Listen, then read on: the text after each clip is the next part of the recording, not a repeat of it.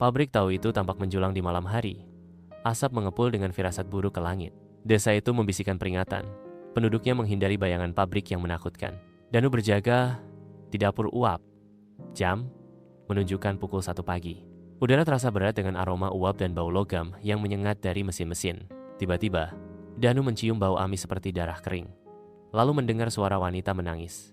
"Tolong, jangan ambil aku." Danu berbalik, memindai ruangan yang dipenuhi dengan tong berisi kacang kedelai dan uap yang mengambang. Danu dengan hati-hati memasuki ruang penyimpanan. Gelombang bau busuk menghantamnya. Dia memperhatikan bekas cakar dan darah kering di dinding. Dalam kegelapan, Danu melihat sebuah altar kecil dengan persembahan aneh. Pintu terbanting menutup, langkah kaki mendekat, jantung Danu berdebar kencang saat dia bersembunyi. Di bawah kegelapan malam, Pak Sardi muncul di depan rumah Danu. Wajahnya yang tegas dan mata yang tajam memancarkan ancaman yang jelas. Tiba-tiba, Ibu Danu terserang penyakit misterius saat gelombang kengerian yang tidak dapat dijelaskan menimpa para tetangga. Saat masyarakat dicekam teror darah, mencemari sumur, ayam tanpa kepala berserakan di halaman, dan tangisan bayi keluar dari karung kosong Danu, merasakan tembok-tembok semakin mendekat. Kata-kata mengerikan Pak Sardi terngiang di telinga Danu. "Kalau kamu berhenti, kamu akan menggantikan yang kemarin." Terancam dan terpojok, Danu terpaksa kembali ke pabrik, menyerah pada kegelapan yang mengintai. Di kedalaman pabrik tahu, Danu bersumpah untuk mengungkap rahasia jahat yang tersembunyi di dalamnya. Pak Suraji melantunkan mantra kuno di depan altar, diselimuti ritual yang menakutkan. Danu mengungkap kebenaran mengerikan. Tahu tersebut dicemari dengan unsur-unsur dunia lain. Dia bertekad untuk mengakhiri pesugihan gelap itu, mencegah lebih banyak korban jatuh ke dalam cengkeramannya. Dalam sunyinya malam, Danu bekerja di pabrik tahu. Suara mendidih tahu yang menakutkan memenuhi udara. Sosok-sosok bayangan muncul dari kedalaman pabrik. Tangan-tangan hitam meraih keluar dari tong-tong tahu. Mata Danu membelalak ketakutan. Dia lari. Di bawah cahaya rembulan yang redup, Danu tiba di rumah Mbak Laras. Udara dipenuhi aroma melati dan dupa. Mbak Laras mengungkapkan, Pak Suraji terlibat dalam pesugihan dengan bajul ijo.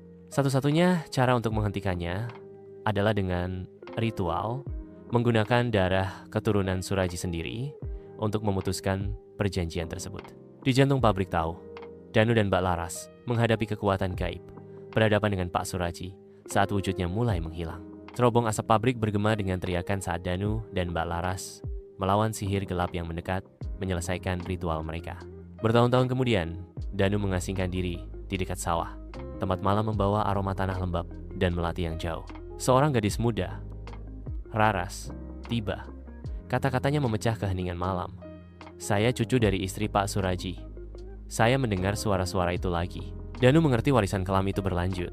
Sekarang mengancam Raras. Danu dan Raras berdiri bersama, siap menghadapi kekuatan supernatural di pabrik tahu tua itu. Bumi terbelah, menelan reruntuhan pabrik saat pertempuran terakhir dimulai. Bersatu dalam kekuatan, Danu dan Raras menggabungkan kekuatan mereka untuk menghancurkan kutukan pesugihan. Padang rumput sunyi, tanpa bau darah dan bisikan arwah. Danu berdiri di tengah padang rumput, wajahnya letih namun lega. Danu menggali lubang di bawah batu nisan tanpa nama. Dia menempatkan keris pesugihan ke dalam lubang. Sebelum menimbunnya dengan tanah, dia berkata, "Jika keris ini diangkat kembali, pabrik tahu akan berdiri dan darah akan mendidih lagi." Dia mengisi lubang itu dengan tanah. Raras duduk sendirian di apartemennya. Pikirannya melayang ke masa lalunya.